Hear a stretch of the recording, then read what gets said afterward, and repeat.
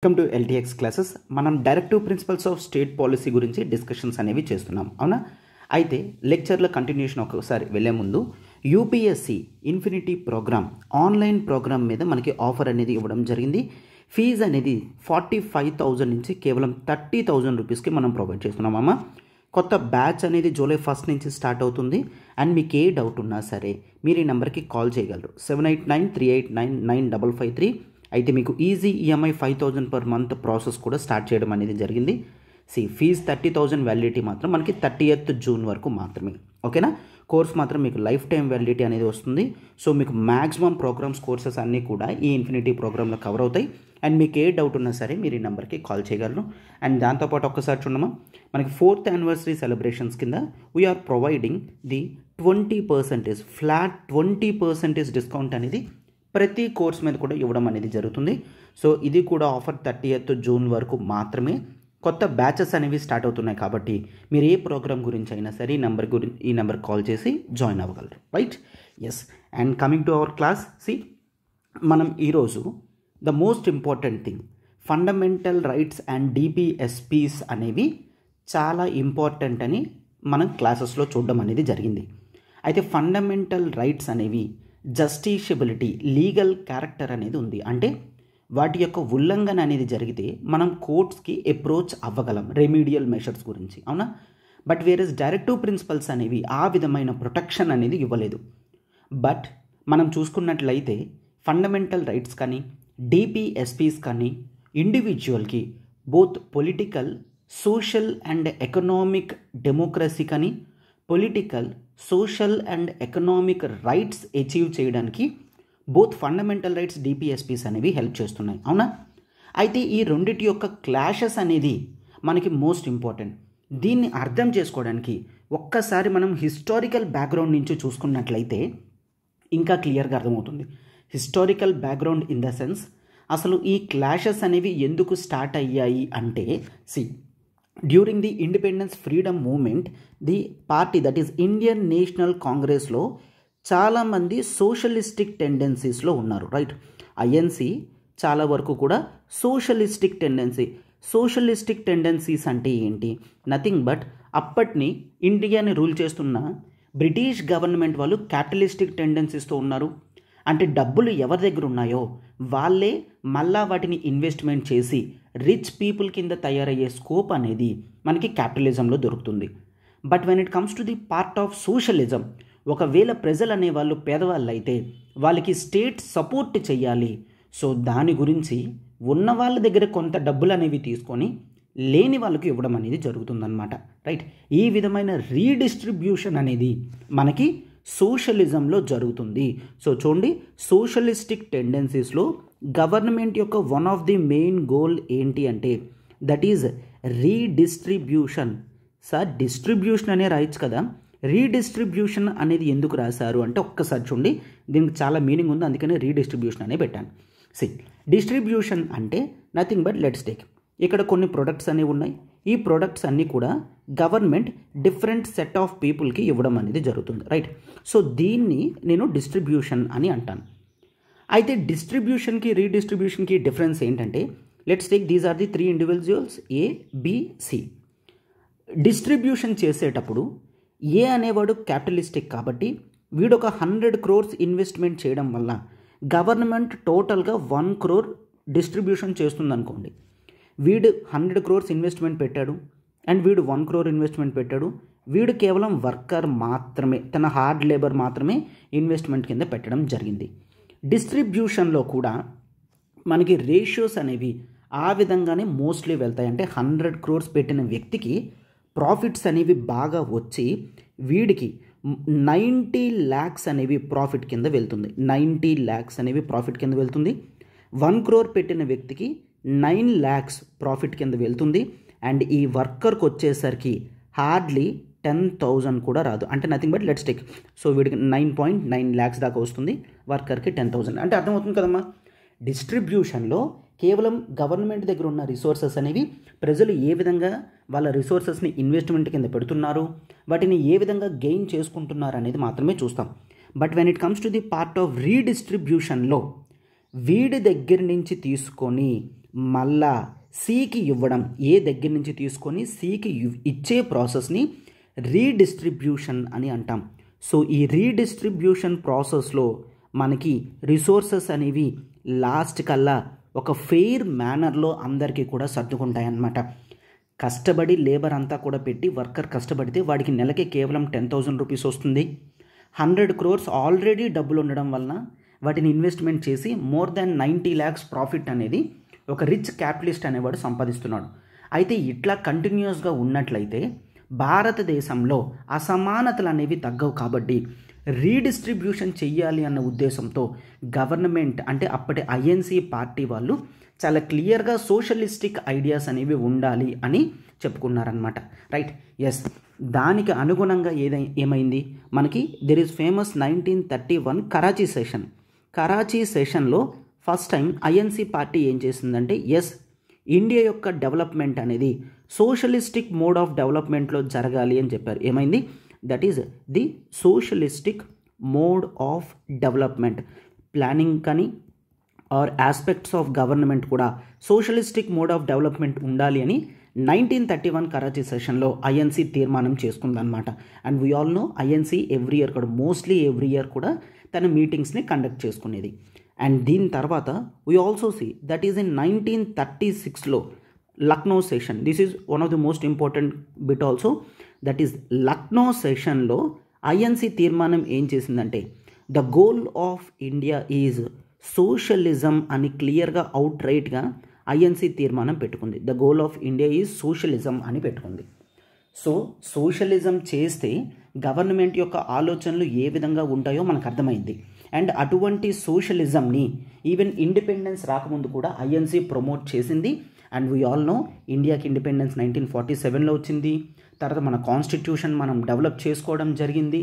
కాన్స్టిట్యూషన్లో ఆల్రెడీ అణగారిన వర్గాలు ఏవైతే ఉన్నాయో వాళ్ళందరికీ కూడా రిజర్వేషన్స్ కానీ ప్రమోషన్స్ కానీ అంటే వాళ్ళ యొక్క డెవలప్మెంట్ గురించి గవర్నమెంట్ చాలా ఇంపార్టెన్స్ అనేది ఇవ్వడం జరిగింది. అవునా? సో 1947-50 తర్వాత when it comes to the part of Indian constitution, ఇప్పుడు చూడండి క్లియర్గా మనకి ఫండమెంటల్ రైట్స్ డిపిఎస్పీస్ యొక్క ఇంపార్టెన్స్ అనేది తెలుస్తుంది. రైట్, సో ఆ తర్వాత మనం ఈ రెండిట్లో ఉన్న కాన్ఫ్లిక్ట్ అనేది చూద్దాం. When it comes to the part of fundamental rights అనేది మనకి పొలిటికల్ ఈక్వాలిటీ, పొలిటికల్ డెమోక్రసీని అచీవ్ చేయడానికి హెల్ప్ చేస్తుంది. When it comes to the part of DPSPs మాత్రం the social and economic aspects of India అనేది చూసుకుంటుందన్నమాట. సోషల్ అండ్ ఎకనామిక్ ఈక్వాలిటీ కానీ డెమోక్రసీని కానీ డిపిఎస్పీస్ అచీవ్ చేస్తాయి. సో మీరు క్లియర్గా హిస్టారికల్గా జరిగిన దాని నుంచి అనాలజీ అనేది డ్రా చేసుకున్నట్లయితే కరాచీ సెషన్లో కానీ లక్నో సెషన్లో కానీ ఐఎన్సీ చాలా క్లియర్గా సోషలిజం గోల్స్ని ప్రమోట్ చేసే విధంగా ఉంది. సో ఆబ్వియస్లీ డైరెక్టివ్ ప్రిన్సిపల్స్లో ఉన్న కొన్ని ప్రిన్సిపల్స్ని గవర్నమెంట్ చేయాలనుకున్నదన్నమాట. రైట్, సో డిపిఎస్పీస్కి అనుగుణంగా కొన్ని లెజిస్లేషన్స్ చేయడం జరిగింది, కాన్స్టిట్యూషనల్ అమెండ్మెంట్స్ కూడా చేయడం జరిగింది. ఈ విధంగా ఫండమెంటల్ రైట్స్కి డిపిఎస్పీస్కి ఉన్న క్లాషెస్ని ఫస్ట్ టైం మనం ఇండిపెండెన్స్ తర్వాత 1950స్లో చూస్తాం. ఎప్పుడైతే ఇండియన్ కాన్స్టిట్యూషన్ ఇంప్లిమెంటేషన్లోకి వచ్చేసిందో తర్వాత కొన్ని ఫండమెంటల్ రైట్స్ గొప్పవా, డైరెక్టివ్ ప్రిన్సిపల్స్ ఆఫ్ స్టేట్ అనేవి గొప్పవా అనే వాటి మీద వాదన అనేది జరిగింది. ఎందుకు? ఫండమెంటల్ రైట్స్ మీద కాన్స్టిట్యూషన్ ఆల్రెడీ ఆర్టికల్ 32 ప్రకారం క్లియర్గా ఏం చూస్తున్నాం, ఫండమెంటల్ రైట్స్ అనేవి చాలా ఇంపార్టెంట్, వాటికి జస్టిషియబిలిటీ అనేది ఆర్టికల్ 32 ప్రొవైడ్ చేయడం అనేది జరిగింది. అవునా? రైట్, అయితే డిపిఎస్పీస్కి ఆ విధమైన జస్టిషియబిలిటీ అనేది ఎక్కడ కూడా మనకి కనిపించలేదు. బట్ గవర్నమెంట్ ఆఫ్ ఇండియా ఈరోజు ఐఎన్సీ పార్టీ ఉంది. ఇదే ఐఎన్సీ పార్టీ ఫ్రీడమ్ ముందు సోషలిజంని తన గోల్గా పెట్టుకుంది. సో ఏ విధంగా బ్యాలెన్స్ అవుతుంది అన్న దాని మీద డిస్కషన్స్ అనేవి బాగా జరిగాయి అన్నమాట. రైట్, సో అయితే కొన్ని క్లాషెస్ వలన మనకి 1951లో there is one important case. See chronology పరంగా చెప్తాను అండ్ లాస్ట్లో లింక్స్ కూడా డాట్స్ కూడా నేను లింక్ చేస్తాను, చాలా జాగ్రత్తగా చూడమ్మా. There is one case that is called the Champakam Dorairajan. Right, so Champakam Dorairajan కేసులో చూసుకున్నట్లయితే ఫండమెంటల్ రైట్స్ గొప్పవా ఆర్ డిపిఎస్పీస్ గొప్పవా అన్న క్లాష్ అనేది వచ్చింది. ఈ చంపకం దొరైరాజన్ కేసులో సుప్రీంకోర్టు క్లియర్గా చెప్పిందనమాట. రైట్, సి ఎప్పుడు ఫండమెంటల్ రైట్స్కి డిపిఎస్పీస్కి క్లాష్ అనేది వస్తే ఆబ్వియస్లీ ఫండమెంటల్ రైట్స్ అనేవి గొప్పగా ఉంటాయి. The fundamental rights are greater than DPSPs అన్నదిగా చంపకం దురైరాజన్ కేసులో సుప్రీంకోర్టు అనేది చెప్పడం జరిగిందనమాట. రైట్. ఎస్. సో దీంతో డిపిఎస్పీస్ అనేవి గుర్తుంచుకోండి. డిపిఎస్పీస్ హ్యావ్ టు కాన్ఫార్మ్ అని అంటాం, కన్ఫర్మ్ కాదు, కాన్ఫార్మ్ అంటే ఫండమెంటల్ రైట్స్ ఏదైతే చెప్తుందో వాటిని ఏకీభవిస్తూ ఫండమెంటల్ రైట్స్కి అనుగుణంగా డిపిఎస్పీస్ అనేవి వర్క్ చేయాలి. The DPSPs have to conform with the fundamental rights అని చెప్పడం జరిగిందనమాట. రైట్. ఎస్. అయితే ఫండమెంటల్ రైట్స్కి ఎక్కువ ఇంపార్టెన్స్ అనేది ఇక్కడ ఇచ్చారు. బట్ ఆ టైంలో the prime minister of India Jawaharlal Nehru గారు ఈవెన్ 1936 ఒకసారి చూసుకున్నట్లయితే లక్నో సెషన్లో ప్రెసిడెంట్ కింద సేమ్ జవహర్లాల్ నెహ్రూ గారే యాక్ట్ చేయడం జరిగింది. అతని అధ్యక్షతన జరిగిన 1936లో సోషలిజంని ఫైనల్ నోటేషన్స్ అనేవి తీసుకొచ్చి సోషలిజం అనేది ద గోల్ ఆఫ్ ఇండియా కింద పెట్టిన వ్యక్తే ఇప్పుడు ప్రైమ్ మినిస్టర్ ఆఫ్ ఇండియా కింద ఉన్నారు. సో అతను వెంటనే ఈ విధంగా చేసినట్లయితే మళ్ళీ ప్రజలకు మనం ఏమీ కూడా చేయలేము అన్న ఉద్దేశంతో వీళ్ళు ఏం చేశారు, కాన్స్టిట్యూషన్ని ఎలా అయినా సరే అమెండ్మెంట్ చేసి మనం ఫండమెంటల్ రైట్స్ అనేవి కాస్త వాటి వాల్యూ తగ్గించి డైరెక్టివ్ ప్రిన్సిపల్స్ యొక్క ఇంప్లిమెంటేషన్ గురించి మనం కష్టపడాలి అని అనుకున్నారు. Then they have come with the most important constitutional amendment, that is the first constitutional amendment act అనేది తీసుకొని రావడం జరిగిందన్నమాట. ఈ ఫస్ట్ కాన్స్టిట్యూషనల్ అమెండ్మెంట్ ప్రకారం కొన్ని డైరెక్టివ్ ప్రిన్సిపల్స్ అనేవి గవర్నమెంట్ ఆఫ్ ఇండియా యూజ్ చేసుకునే విధంగా తీసుకొని రావడం జరిగింది. ఫస్ట్ కాన్స్టిట్యూషనల్ అమెండ్మెంట్ ప్రకారం చూసుకున్నట్లయితే if you observe that is fundamental రైట్స్లో ఆర్టికల్ 31A ఇంట్రడ్యూస్ చేయడం జరిగింది, సేవింగ్ ఆఫ్ ఎస్టేట్స్ అని. ఇవి కొన్ని డైరెక్టివ్ ప్రిన్సిపల్స్కి దారితీస్తాయి. And it has also brought something that is called the schedule 9. 9th schedule అనేది తీసుకొని రావడం జరిగింది. What is the greatness of 9th schedule? 9th షెడ్యూల్లో గవర్నమెంట్ లెజిస్లేషన్స్ ఏవి పెట్టినా సరే వీటిని ఎవరు కూడా టచ్ చేయకూడదు అనమాట. For example let's take 9th schedule అనేది ఒక గ్లాస్ జార్ లాంటిది. దీని మీద లెట్స్ టేక్ ఒక సాసర్ అనేది పెట్టడం జరిగింది, క్లోజింగ్స్ అనేవి పెట్టడం జరిగింది. గవర్నమెంట్ అవసరమైనప్పుడు ఈ క్లోజింగ్ అనేది తీసి దీని లోపల ఒక లెజిస్లేషన్ అనేది పెట్టేస్తుంది, తర్వాత ఈ బాక్స్ అనేది క్లోజ్ చేస్తుంది. So that supreme court of India దీని యొక్క వ్యాలిడిటీని చెక్ చేయకూడదు అని అమెండ్మెంట్ తీసుకొచ్చి 9th షెడ్యూల్ అనే కాన్సెప్ట్ని ఇంట్రడ్యూస్ చేయడం జరిగిందనమాట. అంటే వీటి యొక్క గోల్స్ అన్నీ కూడా సోషలిజంని అచీవ్ చేయడమే. రైట్. ఎస్. కొంతవరకు ఇది బాగానే ఉంది. And next we shall see the 4th constitutional amendment act. 4th constitutional amendment act ముందు చిన్న ఇన్ఫర్మేషన్. గవర్నమెంట్ ఏంటి రీసోర్సెస్ని రీడిస్ట్రిబ్యూషన్ చేయాలి అనుకున్నది. మోస్ట్ స్టేట్స్లో ల్యాండ్ రిఫార్మ్స్ అనేవి తీసుకొస్తున్నారు. అంటే 100 ఎకరాలు 1000 ఎకరాలు ఎవరి దగ్గర అయితే ఉన్నాయో వాటిని తీసుకొని అసలు ఏ విధమైన ల్యాండ్స్ కూడా పొసెస్ చెయ్యని పూర్ పీపుల్ ఎవరైతే ఉన్నారో వాళ్ళకి రీడిస్ట్రిబ్యూషన్ చేస్తున్నారనమాట. సో ల్యాండ్ రిఫార్మ్స్ అనేవి one of the important goals కింద గవర్నమెంట్ పెట్టుకుంది. అయితే వీటిని ఇంప్లిమెంట్ చేయడం అనేది చాలా కష్టమవుతుంది. ఎందుకంటే చాలా వరకు కూడా మనకి ఆర్టికల్ 31లో రైట్ టు ప్రాపర్టీ అనేది ఉంది. Right to property fundamental rights కాబట్టి చాలామంది సుప్రీంకోర్ట్స్లో హైకోర్ట్స్లో కేసెస్ అనేవి వేసి గవర్నమెంట్ యొక్క మెయిన్ గోల్ని డ్యామేజ్ చేసే విధంగా జరుగుతుందన్నమాట. రైట్. సో అందుకే ఫస్ట్ కాన్స్టిట్యూషనల్ అమెండ్మెంట్ తీసుకొచ్చి 9th షెడ్యూల్లో చాలా స్టేట్స్లో తీసుకొచ్చిన ల్యాండ్ రిఫార్మ్స్ అన్నిటినీ కూడా ఈ 9th షెడ్యూల్ బాక్స్లో పెట్టేయడం జరిగిందనమాట. Right. Yes. And next 4th constitutional అమెండ్మెంట్లో కూడా దగ్గర ఈ ల్యాండ్ రిఫార్మ్స్ గురించే చెప్పడం జరిగింది. ఏంటి, ఎవరి దగ్గరైనా ల్యాండ్స్ అనేవి తీసుకున్నట్లయితే వాళ్ళకి కంపెన్సేషన్ అనేది గవర్నమెంట్ తనకు నచ్చినట్టుగా ఇచ్చుకుంటుంది అన్న విధంగా పెట్టుకోవడం జరిగిందనమాట. రైట్. ఎస్.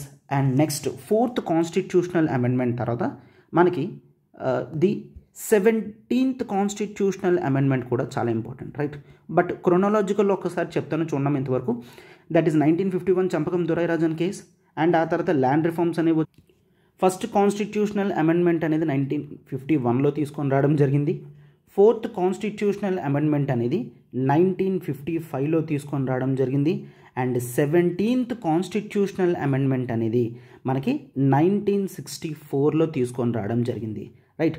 సో ముందేమనుకున్నాము, ద కాన్సెప్ట్ ఆఫ్ కంపెన్సేషన్ అనేది గవర్నమెంట్ తనకు నచ్చినట్లుగా ఇస్తుంది అని 4th కాన్స్టిట్యూషనల్ అమెండ్మెంట్లో లైట్గా చెప్పడం జరిగింది, రైట్. బట్ మెయిన్ ఎసెన్స్ అనేది అదే. 1964లో మాత్రం క్లియర్గా ఏమనుకున్నారు, రైట్. మీ ల్యాండ్ అనేది ఉంది, ఒకవేళ మీ ల్యాండ్ అనేది మీరు పర్సనల్ కల్టివేషన్ గురించి ఉంచుకున్నట్లయితే వాటిని మేము మోస్ట్లీ తీసుకోము. ఒకవేళ మీ పర్సనల్ కల్టివేషన్ ల్యాండ్ కూడా వేరే పర్పస్ గురించి తీసుకోవాలి అనుకున్నప్పుడు మీకు fair compensation, that is market value అనేది కంపెన్సేషన్కి ఇస్తాము. ఏమిస్తారంట, కంపెన్సేషన్లో మార్కెట్ వాల్యూ ఇస్తారు. ఆ రోజు మార్కెట్లో ఎంత ప్రైస్ అనేది ఆ ల్యాండ్ ఉంటుందో దాన్ని గవర్నమెంట్ ఆఫ్ ఇండియా పీపుల్కి పే చేస్తుందన్నమాట. సో ఈ విధంగా 1964లో 17th కాన్స్టిట్యూషనల్ అమెండ్మెంట్ అనేది తీసుకొని రావడం జరిగింది. ద మెయిన్ పర్పస్ ఆఫ్ ఈ 3 కాన్స్టిట్యూషనల్ అమెండ్మెంట్స్ కూడా to achieve the goals of directive principles of state policy. అయితే ఈ డిపిఎస్పీస్ మీద ఓవర్ బర్డెన్గా ఫండమెంటల్ రైట్స్ని తగ్గిస్తూ డిపిఎస్పీస్ని పెంచుతూ గవర్నమెంట్ ఆఫ్ ఇండియా ప్రయత్నం ఏదైతే చేస్తుందో దీనికి ఫుల్ స్టాప్ అనేది మనం 1967లో చూస్తాం. 1967లో there is famous case that is called the Golaknath case. Golaknath అయితే గోలక్నాథ్ కేసులో ఏమని చెప్పడం జరిగిందంటే సుప్రీంకోర్ట్ ఆఫ్ ఇండియా క్లియర్గా 1967లో చెప్తుంది, రైట్. గవర్నమెంట్ ఏ విధంగా కూడా ఫండమెంటల్ రైట్స్ని తీయలేదు. ఫండమెంటల్ రైట్స్ అనేవి కాన్స్టిట్యూషన్ ప్రకారం దే ఆర్ ది సాక్రోసాంక్ట్, అంటే చాలా పవిత్రమైనవి. ఈ పవిత్రమైన ఫండమెంటల్ రైట్స్ని ఎవ్వరూ కూడా టచ్ చేయకూడదు అని గోలక్నాథ్ కేసులో చెప్పడం అనేది జరిగిందనమాట. సో ఫండమెంటల్ రైట్స్ని మీరు ఏ విధంగా అమెండ్మెంట్ చేసి డైరెక్టివ్ ప్రిన్సిపల్స్ యొక్క వాల్యూ అనేది పెంచకూడదు అని చెప్పడం జరిగిందనమాట, రైట్. ఎస్, ఎప్పుడైతే గోలక్నాథ్ కేసు 1967 జరుగుతుందో గవర్నమెంట్ ఆఫ్ ఇండియా వెంటనే ఏమనుకుంటుంది, నో, ఇట్లా జరిగితే మళ్ళీ చాలా కష్టం, మనం ప్రజలకి ఇచ్చిన మాటను నిలబెట్టుకోలేము, సోషలిజం అనేది ముందుకు వెళ్ళాలి అని చెప్పి ఈ 1967 తర్వాత 1971 దట్ ఈజ్ ఇండియా ఎలక్షన్స్ అనేవి జరిగాయి. అండ్ దాంట్లో ది ఇందిరాగాంధీ గవర్నమెంట్ ఫామ్ చేయడం జరిగింది. 1971 ఎలక్షన్స్ తర్వాత ఇందిరాగాంధీ చాలా సోషలిస్టిక్ మెషర్స్ అనేవి తీసుకొని రావడం జరిగింది. దాంట్లో భాగంగా 1971లో 24th కాన్స్టిట్యూషనల్ అమెండ్మెంట్ అనేది తీసుకొచ్చింది. చూడండి, 24th కాన్స్టిట్యూషనల్ అమెండ్మెంట్ తీసుకొచ్చి 2 ప్రావిజన్స్ని యాడ్ చేసింది. ఫస్ట్ ప్రావిజన్ ప్రకారం ఏంటి అంటే గవర్నమెంట్ ఆఫ్ ఇండియా అంటే పార్లమెంట్ ఏ విధమైన ఫండమెంటల్ రైట్ అయినా సరే కాన్స్టిట్యూషనల్ అమెండ్మెంట్తో యాడ్ చేయగలదు ఆర్ తీసేయగలదు. అంటే ఆర్టికల్ 368 ప్రకారం, ఆర్టికల్ 368లో కాన్స్టిట్యూషనల్ అమెండ్మెంట్ గురించి మాట్లాడడం జరిగింది. ఆర్టికల్ 368 ప్రకారం పార్లమెంట్ ఆఫ్ ఇండియా కాన్స్టిట్యూషన్లో ఏ సబ్జెక్ట్నైనా ఏ టాపిక్నైనా సరే అమెండ్మెంట్ చేయగలదు, ఇంక్లూడింగ్ కాన్స్టిట్యూషనల్ అమెండ్మెంట్ యాక్ట్స్తో ఫండమెంటల్ రైట్స్ని కూడా చేంజ్ చేయగలదు అని చెప్పారు. This is the first provision.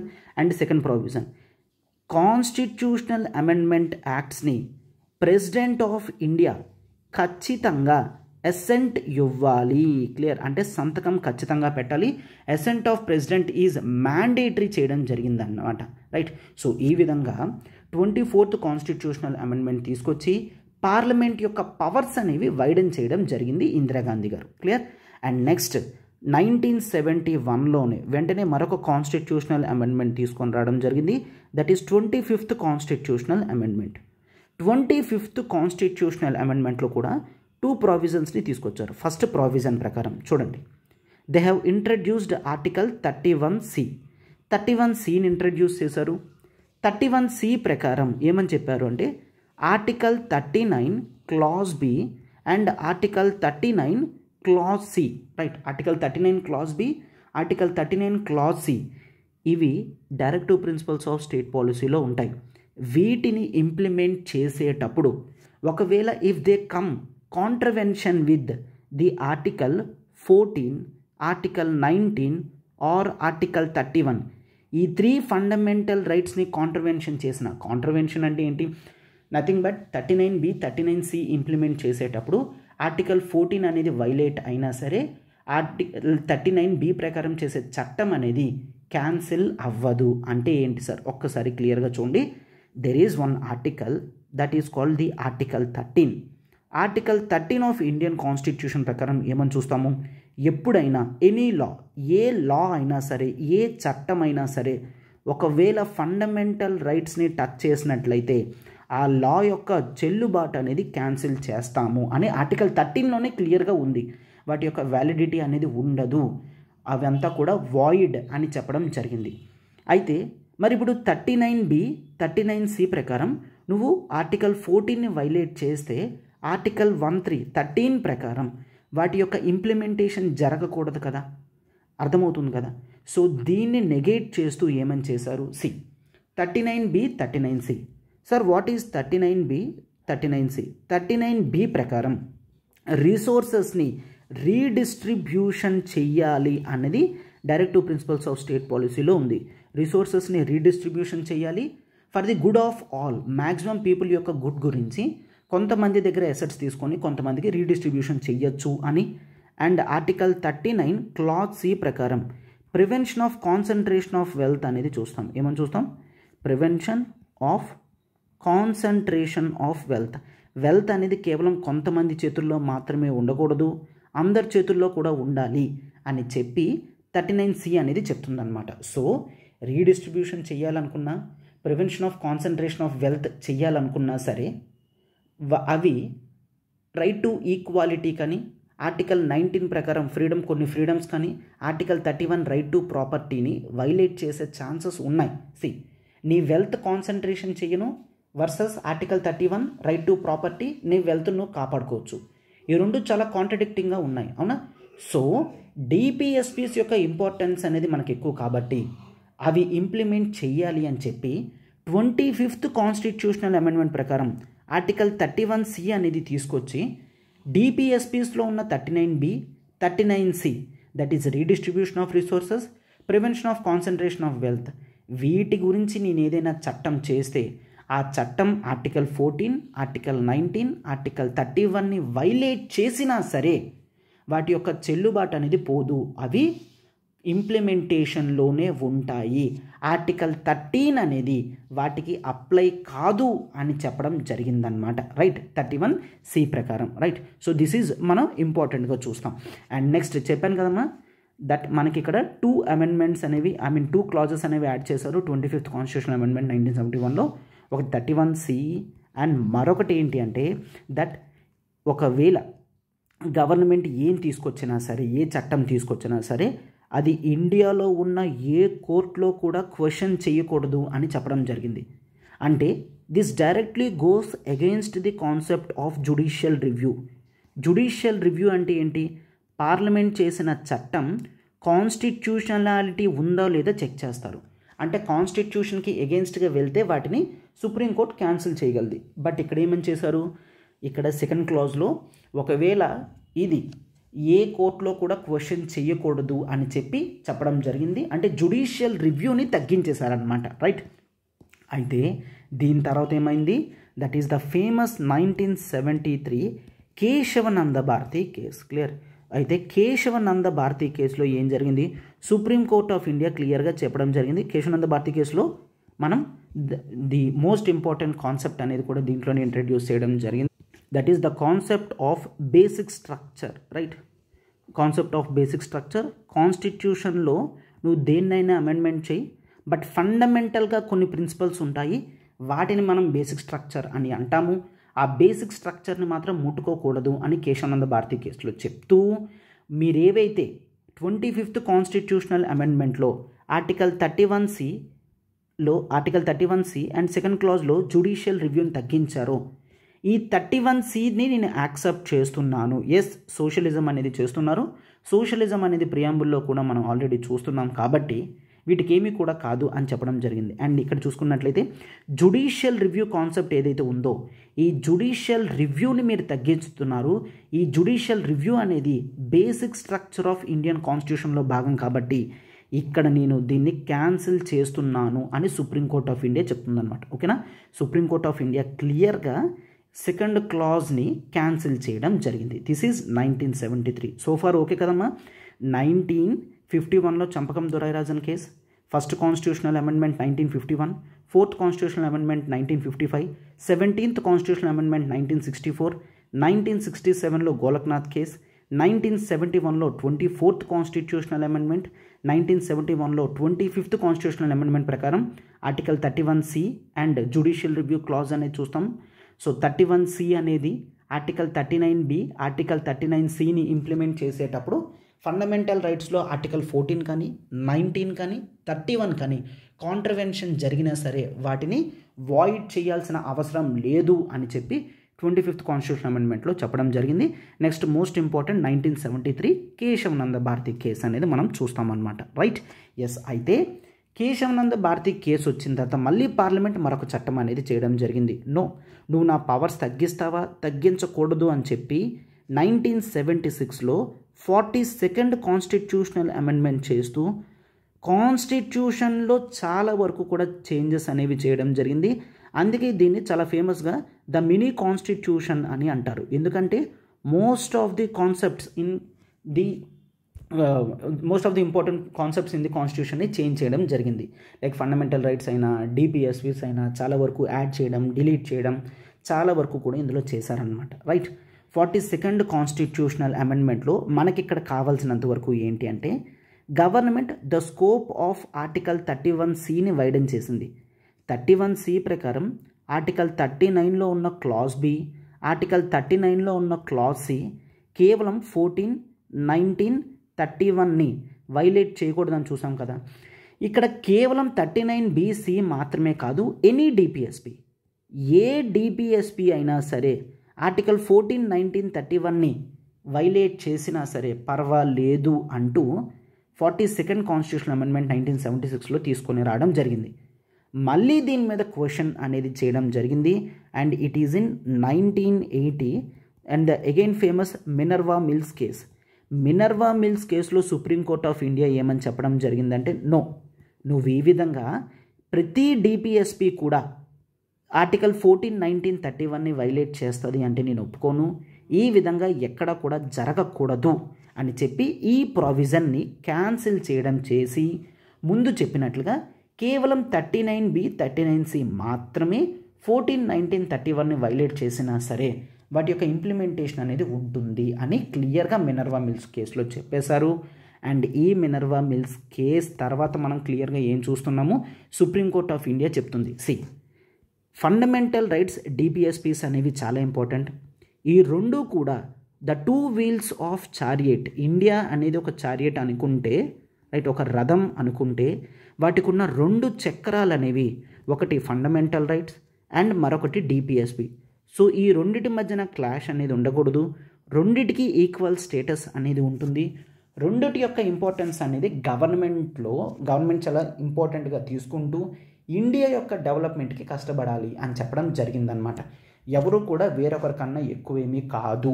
Clear, డిపిఎస్పీస్ని implement చేయొచ్చు, బట్ అది కూడా బేసిక్ స్ట్రక్చర్ని టచ్ చేయనంత వరకు కూడా చెయ్యొచ్చు అని చెప్తున్నారన్నమాట. సో చూసారు కదమ్మా, కాన్సెప్ట్స్ అంతా కూడా మీకు క్లియర్గా అర్థమయ్యాయి అనుకుంటున్నాను. అండ్ ప్రతిదీ కూడా క్రొనలాజికల్ వేలో తర్వాత ఏమైంది అంతా కూడా మనం చూసుకున్నాము. ఈ క్రొనలాజికల్ వేలో మీరు చదువుకున్నట్లయితే మీకు చాలా ఈజీగా అర్థమవుతుంది అనమాట. Hope the conflict between FRs and DPSPs అనేవి మీకు క్లియర్గా అర్థమయ్యాయి. ఫైనల్గా ఒకసారి చూడమ్మా, మనకి ఆఫ్లైన్ ప్రిపరేషన్ మీరు యూపీఎస్సీ చేయాలి అనుకుంటే వైజాగ్లో ఆఫ్లైన్ సెంటర్ అనేది ఉంది.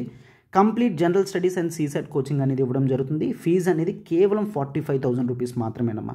అండ్ ఈఎంఐ ఆప్షన్ కూడా 5,000 per month అనేది మీకు అవైలబుల్గా ఉంటుంది. 1st July నుంచి కొత్త బ్యాచెస్ అనేవి స్టార్ట్ అవుతున్నాయి. ఒక్కసారి మీరు నెంబర్ చూడండి, 7893899553. ఈ నెంబర్కి మీరు కాల్ చేయగలరు. అండ్ కోర్స్ అనేది మనకి లైఫ్ టైం వ్యాలిడిటీ అనేది వస్తుంది. కోర్స్ కూడా మనకి 30th June వరకు వ్యాలిడిటీ అమ్మ ఫీజు అనేది. అండ్ ఆప్షనల్ కూడా ఒకవేళ మీరు ప్రిపరేషన్ స్టార్ట్ చేయకపోతే మనం PSIR, pubad, sociology, anthropology, Telugu literature అనేది ప్రొవైడ్ చేస్తున్నాం. ఆంథ్రోపాలజీ కంప్లీట్గా డీటెయిల్గా నేనే డిస్కషన్స్ అనేవి చేయడం జరుగుతుంది. 1st July నుంచి కొత్త బ్యాచెస్ అనేవి స్టార్ట్ అవుతున్నాయి అనమాట. ఫీజు చూడమ్మా 25,000కి మనం స్టార్ట్ చేస్తున్నాం. అండ్ ఈఎంఐ 5,000 per month అనేది మనకు ఉంటుంది. అండ్ కోర్స్ అనేది మీకు లైఫ్ టైం వ్యాలిడిటీ వస్తుంది. ఫీజు మీకు 30th June వరకు వ్యాలిడిటీ అమ్మ. మీకు ఏ డౌట్ ఉన్నా ఒకవేళ మీరు నాతో మాట్లాడాలనుకున్న ఈ నెంబర్కి మీరు కాల్ చేయగలరు, 7893899553.